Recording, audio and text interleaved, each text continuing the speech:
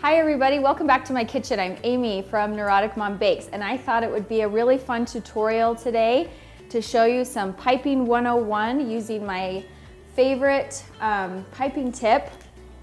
This is the, I don't know if you want to get a close-up shot of that. This is the Wilton 1M tip. And I use this probably more than any other tip that I have. I have one in blue and one in pink today just so that you can see. And I'm going to show you so many different things that you can do with this piping tip. I've got both like a sheet cake here and a regular cake. I'm going to start on this sheet cake, start with the blue, and just show you some of the different things you can do. So if you're going to make a rosette, you want to start in the middle and swirl outwards. I'll show you that. Okay, so there's a rosette. Now if you want to make a swirl that goes on top of a cake, you're going to want to start on the outside and just kind of stack it and swirl inward and then lift up. Okay, so if I were going to do some rosettes on the side of my cake, and they can be any size, start on the outside. And I always try to finish where I'm going to cover it up next, if that makes sense. And you would just continue going all the way around. You could stack them, put rosettes on top of that. Now another fun design I'm going to show you on this tray cake is a braid. Kind of a braid that you crisscross over like that. And so if y'all were doing that on top of the cake,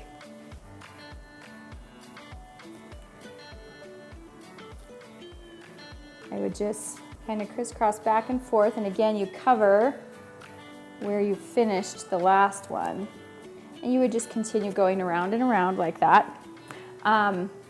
Another thing you can do is like a zigzag pattern. That's really fun to do on top of a cake all the way around, or I've done it. So you can do it on top of the cake, or I've done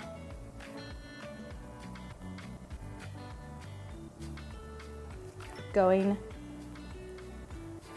And these are such easy, fun ways to cover a cake that looks really professional, but can be done quickly and can be done to cover a cake if it's not perfectly smooth. Now another favorite of mine is the rope border, and you do that in one continuous motion. And if I need to stop, I'll stop at the bottom and pick it back up. There are just so many fun things you can do with this tip if you just want to do some stars. Just a basic star pattern. Now see, on this cake you could just cover with so many different, I've done small little rosette swirls.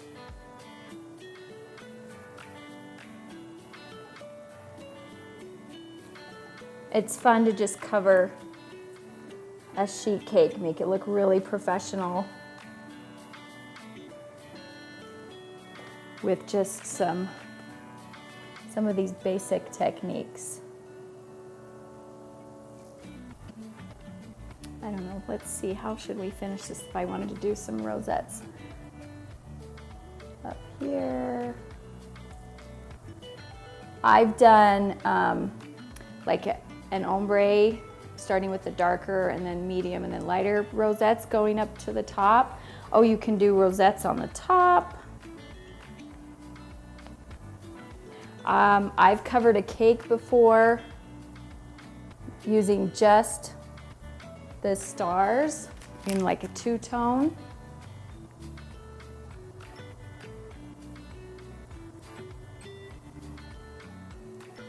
I have seen another way you can do swirls just to mix it up a little bit. I'm doing right in the middle here. I'll just do the bottom part of a swirl and then get a different color and do the top part of a swirl. And then you could put a cookie on top or a cherry, gumball, or just finish with a star and put some sprinkles. There are just so many fun different ways to experiment with this piping tip and covering the cake. This one I've done before all the way up a big tall cake, and it's been so pretty. I've done all these variations of swirls. I've covered many sheet cakes using the Wilton 1M tip. It's fun to mix tips.